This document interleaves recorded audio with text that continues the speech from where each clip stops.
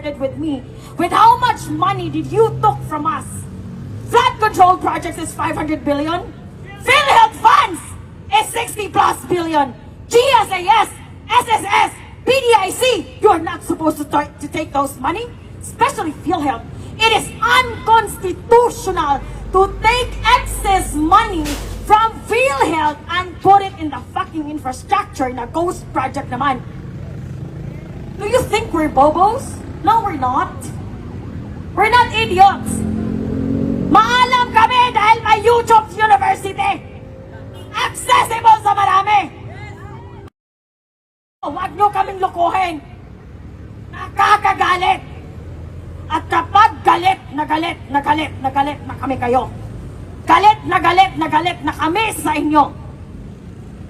Ito ang tanda nyo. Siguruhin nyo lang na kayang pasakayin sa mga private jets nyo lahat ng relatives nyo. Because taong bayan will show no mercy when the time comes. Tandaan nyo yan. Enjoy nyo muna yung mga sasakyan ninyo na binili namin. Enjoy nyo muna yung mga bahay nyo na binili namin. Kaya pala ang hirap-hirap. Me as a virtual assistant, ang hirap-hirap magbakasyon. Kasi walang extra ang pera. Kasi kailangan pala naming sponsoran yung mga lifestyle nyo.